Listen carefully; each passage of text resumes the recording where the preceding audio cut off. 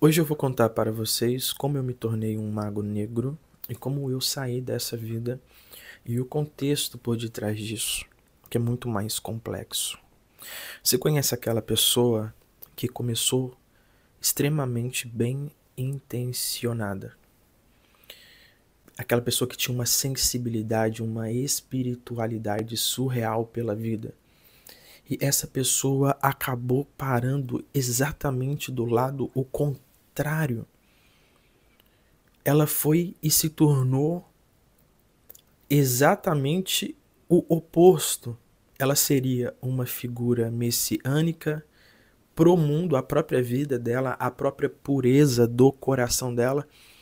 E aí, quando se desenvolve, essa pessoa vai para um outro lado. Isso acontece com muitas pessoas quando o potencial ele acaba passando por um processo dramático de bipolaridade, pois o mago ele enfrenta uma bipolaridade. Só para te contextualizar melhor, existe evangelhos como o Evangelho da Infância de Tomé, que não foram canonizados porque Roma decidiu que não seria muito legal que as pessoas enxergassem Jesus como alguém potencialmente destrutivo.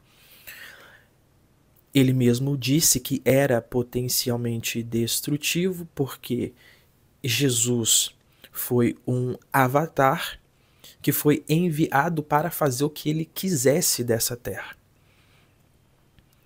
Ele mesmo disse, períodos antes de ser preso, que se ele quisesse, ele rogaria ao Pai e ele enviaria legiões, 12 legiões de anjos para exterminar com todo mundo.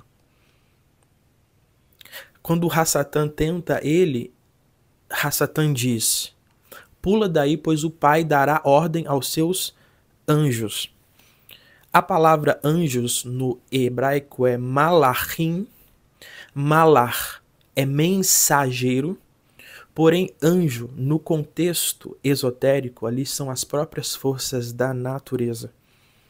De diversos níveis, os fundamentos da natureza iriam sustentar Jesus. Então, se trata de alguém que conversa diretamente com as forças da natureza. Está num corpo humano e tem o potencial destrutivo. Então eu vou te falar como eu me tornei um mago negro e como eu saí dessa vida. Porque não foi uma coisa que eu escolhi ser. As pancadas da vida, as muitas formas que eu fui mergulhando nas experiências em Deus de descobrir e decodificar essa realidade, foram me mostrando coisas tão terríveis, verdades tão duras, que eu mesmo fui me convencendo que não valeria a pena ser amor, não valeria a pena virar o rosto e deixar com que o outro dê na sua face. Então você vai caindo na filosofia de Maquiavel, você se torna alguém que ataca antes mesmo de ser atacado, porque o contexto à sua volta é uma selva, onde o mais forte vence o mais fraco, e o bem não intervém nesse processo em hora nenhuma. A gente precisa fazer muita vista grossa para tudo que está acontecendo no mundo para a gente dormir em paz. Porque se você for ver o contexto do que está acontecendo numa nação como essa, no mundo, como as autoridades simplesmente pisam nas pessoas como se fossem baratas, você vai ser atraído por poder, como simplesmente uma forma de se preservar.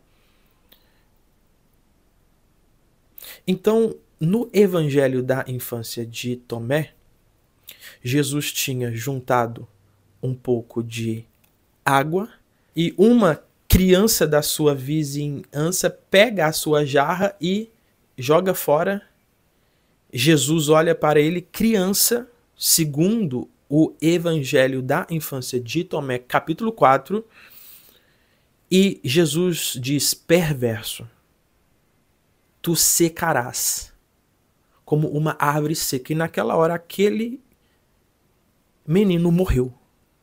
E outros casos de Jesus matando pessoas são citados nos evangelhos apócrifos, e você vê esse traço da personalidade de Jesus quando ele amaldiçoa uma árvore, porque ela não tinha fruto, e ele usa a mesma maldição. Nunca mais nasça fruto de ti. E ela seca imediatamente. Esse é o potencial destrutivo de um Cristo. Se Jesus quisesse, ele rogaria fogo do céu. Ele estava ensinando essas tramas para os seus discípulos mais próximos. Por isso ele batiza Tiago e João de Bonerges, filhos do trovão, evocação de magos antigos para chamar fogo do céu e destruir, como se fosse churrasco, que é um raio, eletricidade. Na Pérsia antiga, os magos já estudavam essa trama de evocação de raios. Eliarro, na Bíblia, evocava fogo do céu com uma facilidade surreal. E isso é possível através do entrelaçamento quântico, através da força da intenção. Então eu fui descobrindo coisas como essas, do poder que a nossa intenção tem dependendo do nível de consciência que você está se estabelecendo. E foi nessa fase que eu iniciei minhas descobertas de telecinesia, que foi quando deu um boom muito grande. Mas eu tô procurando coisas como essa desde a minha tenra infância. Que eu decidi que a minha vida, o foco principal dessa encarnação seria chegar em Deus.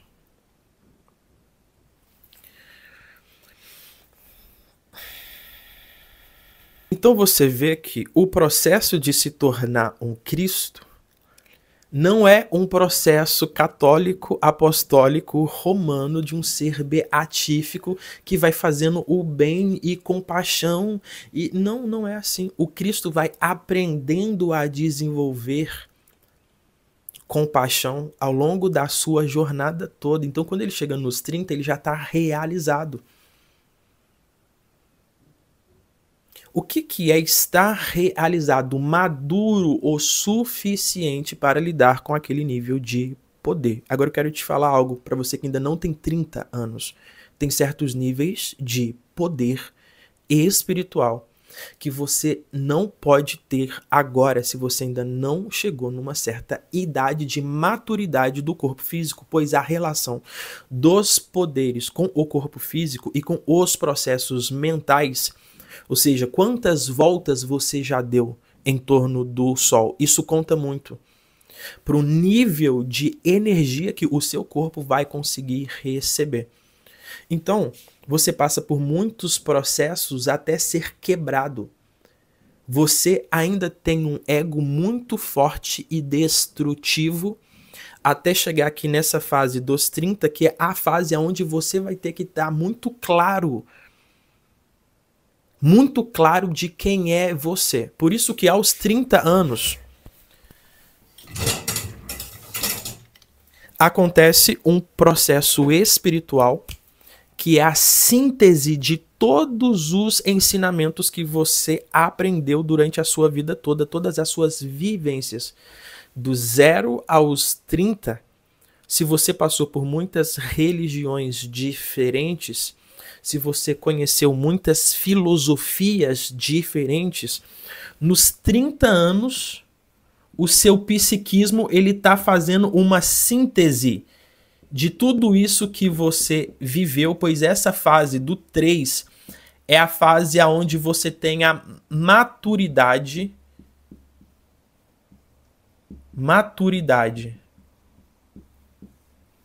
onde pelo menos você deveria ter. A geração Z, a adolescência, ela vai ir até os 30, 35, tá? Então aqui, essas pessoas, pelo mundo que elas estão hoje, pela facilidade que elas têm hoje, elas vão ganhar muito na intelectualização precoce. Então nós vamos ver muitos gênios, nós vamos ver crianças fazendo coisas que adultos não fazem.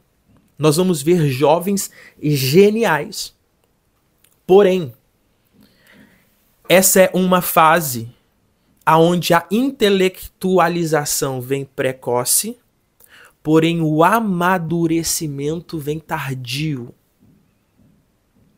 Então, você pode ser genial. A vida não vai investir poder de verdade em você. Poder de verdade vem com maturidade. Maturidade é quantos processos você já passou, quantos encontros você já teve com a sua luz e com as suas sombras, com o Cristo que mata e o Cristo que dá vida. E como você sintetizou isso aqui tudo dentro de você. Se você não passou isso nos 30, talvez você está passando isso agora na idade que você está. Principalmente para essas pessoas. Quem delas já tiver algum passado de vivência, não precisa ser espiritual, com a vida de perdão, de doar, de apaixonar, de falir, de começar, de se frustrar, de ter que ter paciência, passar por 5, 10 anos de paciências, de testes, para o seu caráter ser lapidado. Nesse curto período de tempo, você vai sintetizar tudo aquilo que você já viveu e isso agora vai começar a fazer sentido para você nos dias de hoje, o que vai te dar sua base de projeção. Algumas dessas pessoas, desse mesmo ano de 2020 para cá, simplesmente não tiveram essa base. Simplesmente não passaram por isso, então nós vamos ter o joio crescendo junto com o trigo. Aqui eu quero que você preste bastante atenção. Muitas pessoas que vocês chamam de fraters, de pai, de guru, de qualquer coisa, mestre, são pessoas que ainda não passaram por esse processo de sintetizar, de equilibrar com dignidade o bem e o mal dentro delas. Por que não? Porque o processo espiritual não é intelectual. O processo espiritual não é intelectual. Não é sobre o quanto você estudou, sobre o tanto de cursos que você fez, sobre o tanto de vivências que você teve com tais religiões. Isso não te amadurece. O que amadurece o homem são os desafios que ele decide encarar. É o quão ele vai segurar o lobo dentro dele. Qual vai ser essa relação? Se eu investir poder nessa pessoa, quem ela se torna? Quem ama telecinese tem um ego muito forte, porque ama o poder. Ama ser o centro. Iago, por que você está falando sobre isso? Eu também fui. Eu tô te falando porque são coisas que fazem parte da jornada de você se tornar um mago negro. Você não percebe essas coisas. Você não leva elas em consideração. E quando o poder verdadeiro te é dado, você fala, meu Deus, olha o que eu me tornei. Então vamos lá, eu vou falar sobre mim. Nós passamos por muitas crises ao encarnar. E uma das principais crises é a limitação. As burocracias desse mundo. A lentidão que as coisas funcionam. a lentidão do processo de pensamento da maioria das pessoas. Você sente que é Deus, você sabe que veio de uma experiência ilimitada e agora você está confinado num limite, que é o corpo e a mente. E você queria se mover com a mesma liberdade. Então qualquer intento seu, ele passa por um processo.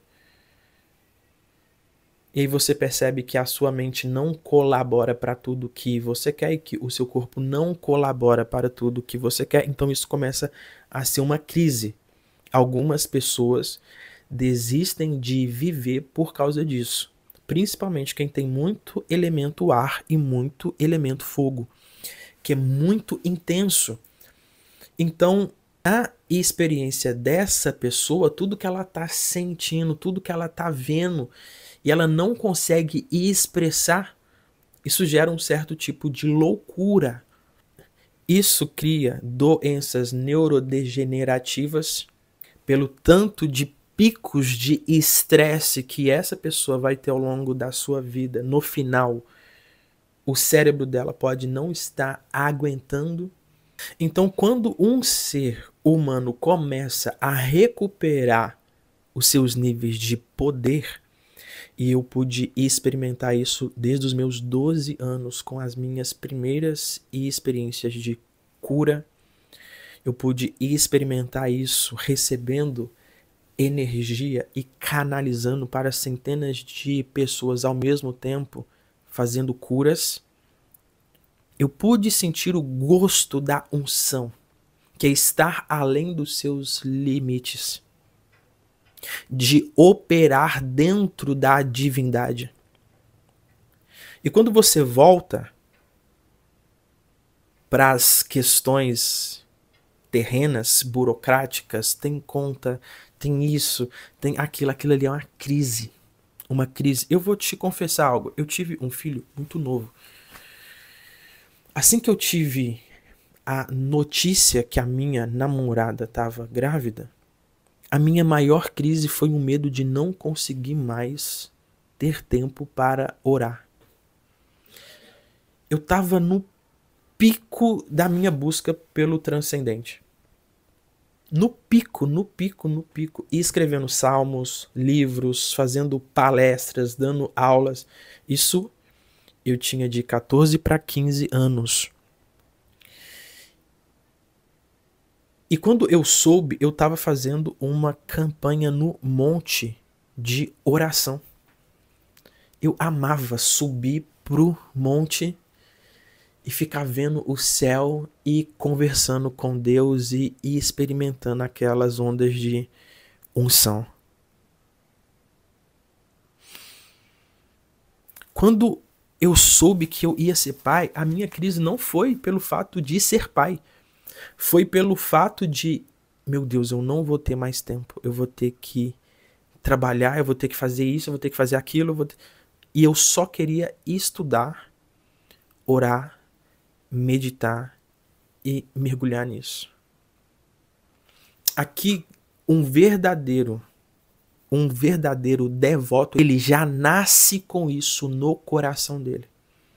Se você não nasceu com isso no seu coração, talvez ainda vai levar algumas vidas ou essa mesma vida para você cair a ficha que nenhuma das realizações externas fazem sentido sem essa realização de se fundir com Deus.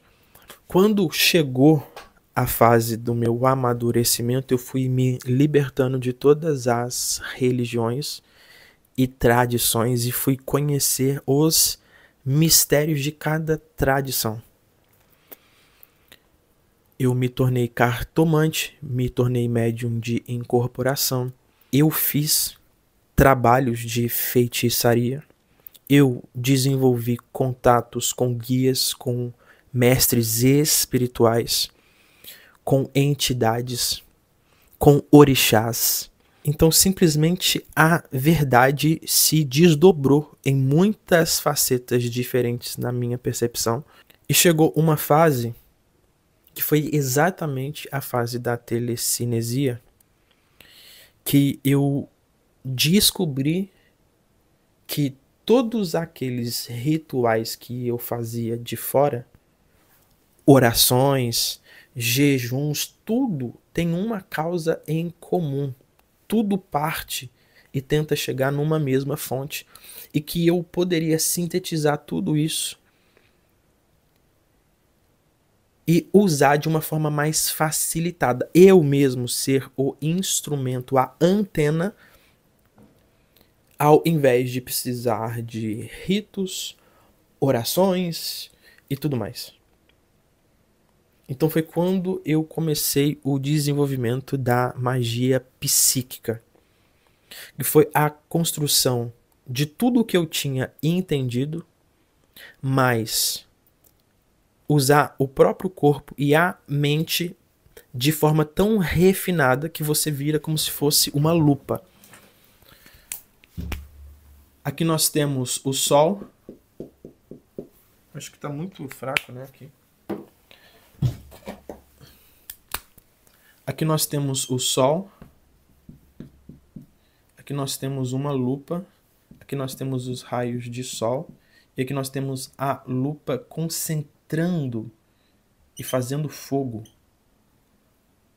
Quando eu comecei o desenvolvimento da telecinesia, eu simplesmente decidi transformar o meu corpo nisso daqui.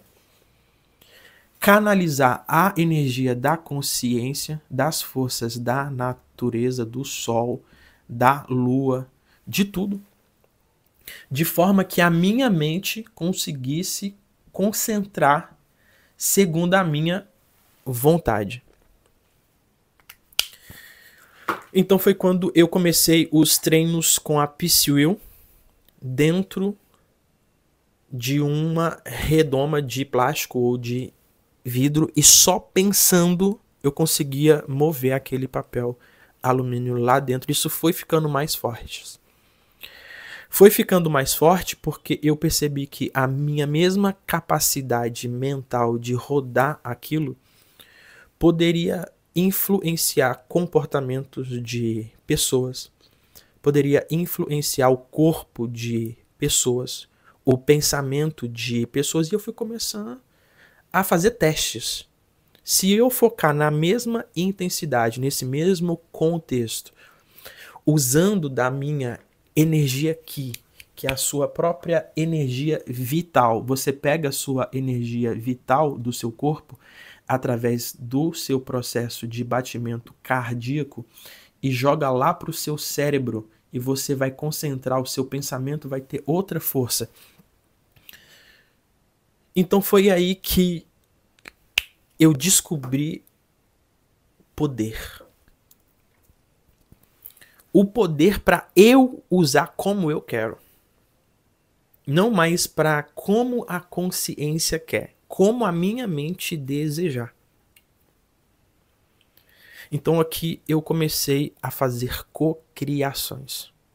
Cocriações para viralizar meus vídeos, cocriações para fazer grana, cocriações para conhecer lugares novos, cocriações para diversas situações do meu dia a dia. Era toda hora eu estava conseguindo mexer pecinhas no meu dia simplesmente pensando. Nessa época eu já vinha desenvolvendo uma capacidade onírica muito forte de visitar pessoas em sonhos. Aqui até então estava tudo bem. Eu vi esse poder nas minhas mãos, só que como eu já vinha fazendo uma síntese de bem e mal dentro de mim, e eu vinha trabalhando o chakra cardíaco para manter-me naquela frequência positiva, estava indo tudo bem. Só que algumas coisas foram acontecendo. Eu passei por outros trânsitos que eu tive que encarar outras situações. Traições, ofensas pesadas que ocorreram, batalhas espirituais de pessoas que deliberadamente desejaram fazer o meu mal e eu me ofendi. Ou seja, eu com aquele poder que estava até então fazendo coisas positivas, curas, manipulando ali algumas situações, minha meditação estava num nível muito profundo todo santo dia. Todo o santo dia. Nessa fase eu estava fazendo bioquinese no meu corpo e eu consegui o corpo mais lindo que eu já tive na minha vida. Eu comecei a me identificar muito com aquele corpo. Então eu cheguei no nível da minha vida, seja financeiro, seja um nível de influência, que eu não queria mais perder. E aqui começa Deus a se tornar o próprio demônio, com o apego. Pensa, você cria um padrão, você, o vazio, cria um padrão. Esse padrão fica tão perfeito, que você desce lá dentro para criar esse padrão, que é um vórtice. Mundos são criados desse jeito, com forças da natureza, leis da física, princípios quânticos, tudo mais. Você desce lá dentro e aquele vórtice é tão bem feito que você não consegue sair mais dele. Você cria a sua realidade e depois você não consegue sair mais dela. Você cria um personagem, você cria uma personalidade que começou de forma positiva, começou sendo um herói, e daqui a pouco você assiste essa mesma personalidade se tornar o vilão. E como eu já venho lidando com isso desde muito novo, eu já venho passando por esses processos ano por ano muito novo. Por isso eu tenho uma grande dificuldade de construir sistemas que mantenham pessoas engajadas. Porque a minha essência é fogo e é destruir sistemas. É destruir o falso, é destruir aquilo que tenta aprisionar a vida, a verdade, e promover o caos, que é a vida fluindo nela mesma. Agora eu estou novamente aprendendo a construir, porque eu vim queimando estruturas, queimando ideologias, queimando ideias, queimando religiões, para promover o caos do vazio. Então eu fui me envaidecendo com aquele poder, com aquela relevância, com aquele corpo, com aquela... Tudo que ameaçava me tirar aquilo, eu me ofendia. Sem perceber. Sem perceber. Então eu vou contar agora algumas experiências espirituais que eu tive nessa fase, que eu digo que eu me tornei um mago negro. Mago negro seria uma forma até muito pesada de falar o que eu fiz comparado ao que os verdadeiros magos negros fazem. Eu digo simplesmente que a minha conduta se permitiu fazer o mal, em alguns casos. Eu fiz o mal, em alguns casos, conscientemente que estava a fazer o mal, com poderes psíquicos. E eu me convenci disso. Porque na minha percepção, eu estava defendendo algum princípio, alguma verdade. Todo mundo que se permite fazer o mal conscientemente se sente no seu direito de fazê-lo. Porque o seu direito fora invadido, ou fora, não sei qual história você conta na sua cabeça. Mas dependendo da história e do nível de complexidade dela, você acaba se permitindo fazer o mal. E esse mal aqui se trata daquela bipolaridade do Cristo. Eu já estava testemunhando minha mente mudando o meu corpo do dia para a noite. Eu já estava testemunhando telepatia, que é conseguir comunicar com as outras pessoas nitidamente, mentalmente, falar dentro do pensamento das pessoas e de alguma forma influenciá-las com sugestões. Iago, isso é tão feio, isso é tão horrível. Não é, porque o processo de cura é exatamente a mesma coisa. A cura é exatamente a mesma coisa. Ou seja, o poder, ele é neutro. Na cura, você estimula no psiquismo, no corpo astral, que aquela pessoa já está saudável. Aquela sugestão entra num nível tão profundo.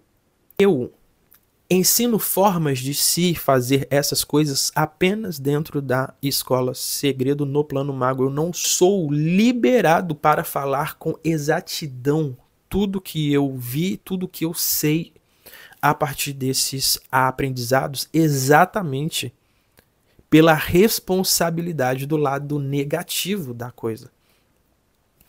Então, eu tive muitas experiências diárias com isso. De dar sugestões tão profundas que o corpo era convencido imediatamente. Eu tive experiências em certas situações de sufocar pessoas com telepatia. Em situações que eu me considerei em risco. De enfraquecer a energia vital de alguém simplesmente drenando aquela energia vital para aquela pessoa não ter força. Iago, qual foi o contexto que essas coisas aconteceram? Contextos esses que eu tava num solzinho tão grande. O que é estar num solzinho? Mano, sou super poderoso, irmão. Entendeu? Sou super poderoso. Eu tô com umas paradas aqui que você não faz noção. E eu tava realmente conseguindo tudo que eu queria.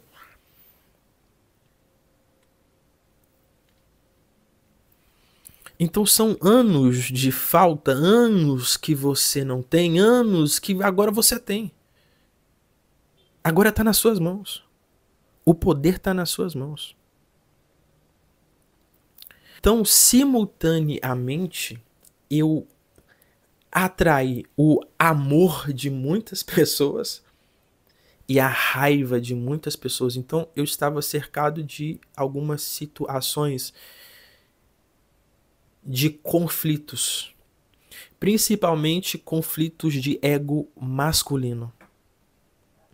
Eu passei por muitas situações de conflitos de ego masculino. O homem que te vê e fica inseguro de estar ali. Então, nessas situações, eu pude silenciosamente testemunhar o poder mental bem desenvolvido, com todo o repertório espiritual. Existem muitos ex-pastores hoje que são magos, que são bruxos, e que se perderam, e que continuam perdidos, criando um mundo perfeito para eles. Mas eles não voltaram para casa. Não sintetizaram tudo, porque o que você consegue com o ego sutil é surreal. O que você consegue com o ego sutil, sabendo contratar forças.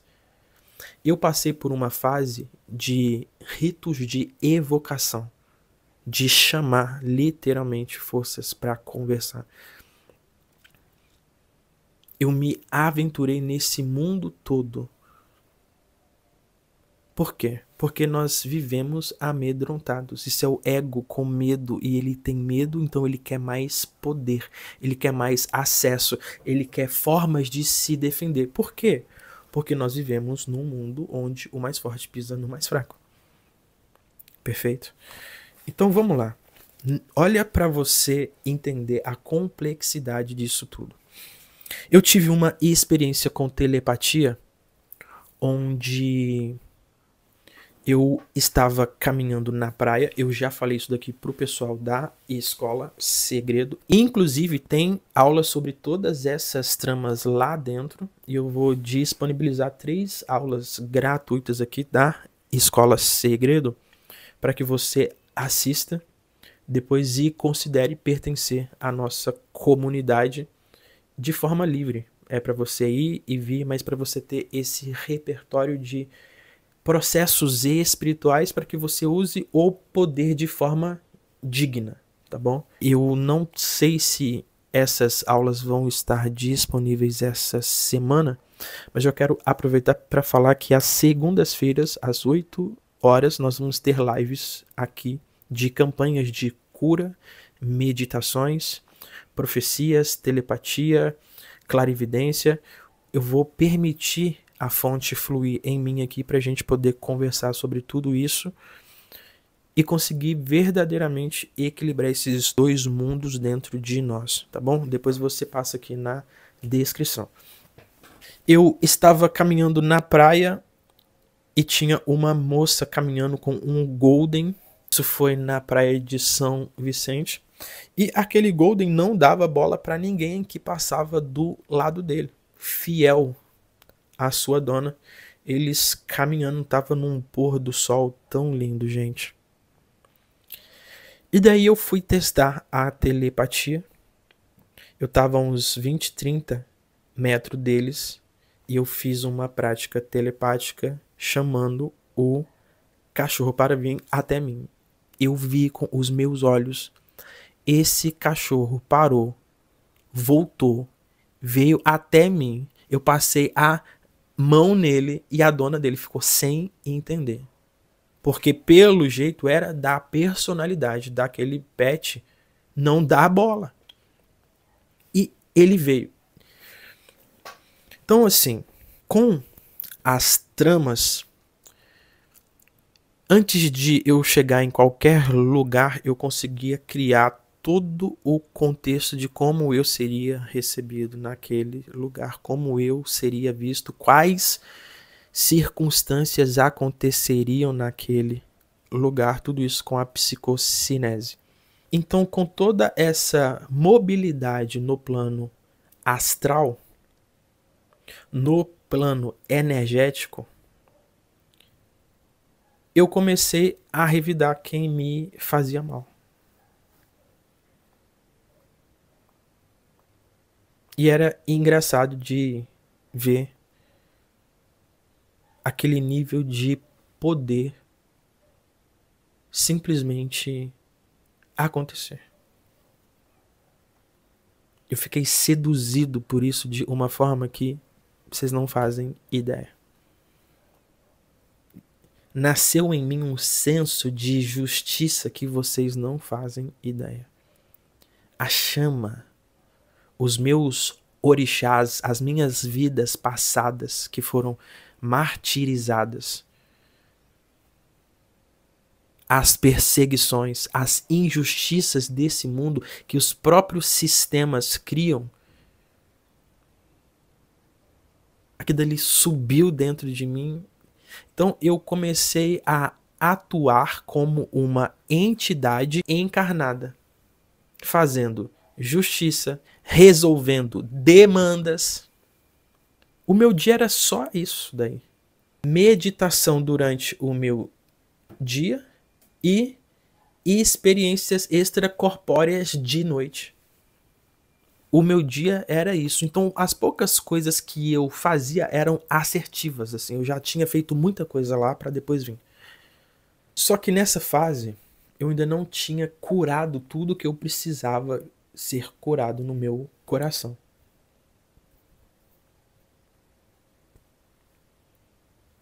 Iago, você virou do mal? Eu, hora nenhuma, virei do mal. Eu sempre fiz o bem, mas eu me permitia atuar em situações de demanda para fazer coisas ali segundo a minha própria justiça. E isso não é errado. E aqui é que eu quero te falar algo muito forte. Jesus deixou uma chave na mão de Pedro. Quem tu perdoar será perdoado. Quem você não perdoar não será perdoado. Pedro matou 2 pessoas com o poder da palavra, da intenção. Os discípulos de Jesus, Tiago e João, eles perguntaram: mestre, o Senhor quer que oremos para que caia fogo do céu e consuma Samaria? Jesus disse: o Filho do Homem não veio destruir, mas ele veio salvar. Jesus já estava num outro processo, se dignificando como avatar. Jesus foi se dignificando, isso é muito foda, porque não existe perfeição da forma como o seu ego cria. Entende? É isso daí, é dessa forma. É levantando, caindo, aprendendo, e é isso. Na cruz ele diz: Pai, perdoa eles, eles não sabem o que fazem. Quer dizer que ele foi para um outro nível. O nível do Cristo. É muito fácil ser um mago. Ser um Cristo não é fácil. É muito gostoso ser um mago que faz acordos com seres espirituais, que impressiona as pessoas com os seus poderes. Ser um Cristo, que é você ter o poder para fazer e não fazer, é o que nós estamos buscando. Essas referências. Essas referências é o que nós estamos buscando para elevar a humanidade para o próximo nível, que é o nível de ser humanidade de verdade. Até então é barbaridade. O ser humano ainda não se tornou humano. A humanidade tende a voltar nessa transição de eras. O ego vai destruir tanta coisa. Ele vai exaurir os recursos do planeta e as pessoas de uma forma tão desastrosa que uma consciência coletiva brotará. Isso precisa parar. Nós temos que abrir mão do poder. Nós temos que parar de usar o poder e deixar com que ele flua em nós. Você só troca isso. Enquanto você usa os poderes, eles são nos níveis rasos, são água no tornozelo. Quando você permite os poderes usarem você, então são águas profundas. Ou você usa Deus ou Deus usa você. Isso quer dizer que ou a sua mente tenta se apropriar dos poderes da consciência, ou a sua mente se rende à consciência. Então foi depois de criar muito sofrimento para mim mesmo e para pessoas que eu amo que eu vi, meu Deus, o que eu me tornei. Depois que eu percebi o que eu havia me tornado, eu silenciei. Eu abri mão de tudo. Abri mão de tudo. Abri mão de todos aqueles conhecimentos. Eles estão aqui, mas eu não uso mais. Apenas aquilo que é espontâneo flui de mim. Eu não uso mais. O eu simplesmente se submete ao ser. Só isso.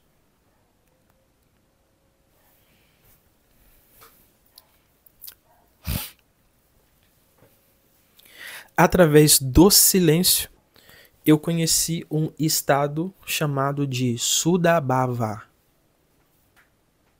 que é o estado onde não há ego no pensamento. Sudabhava quer dizer pensamento sem distorção, sem ego. Uma limpeza no seu processo de pensar. Porque no silêncio você aprende o não julgueis. Mas o Buda olha e ele não se apega, não se identifica. Nas minhas meditações eu vi coisas que eu vi que estavam acontecendo e que eu tinha o poder de intervir. Então aquilo ali já era um julgamento. É só para você ver, não julgue. A vida não precisa da sua intervenção. Não é você que faz. Sudabhava quer dizer que os seus pensamentos estão limpos. O que você testemunha não precisa mais de uma intervenção sua. A própria consciência, ela já está cuidando de tudo que está sendo testemunhado. Sudabhava quer dizer que você não mais acredita na separação. Você não mais acredita que um eu precisa fazer algo que não está sendo feito. Isso não quer dizer que você não faz nada. Algo é feito, mas não é você fazendo. É algo fazendo através de você. É Deus fazendo através de você.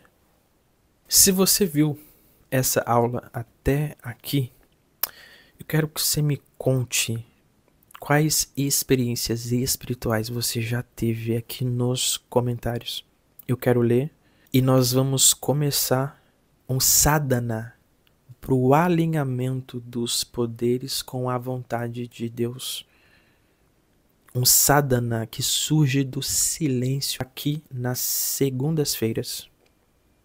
Meditações profundas para o ego se dissolver completamente na consciência. Um beijo nesse coração.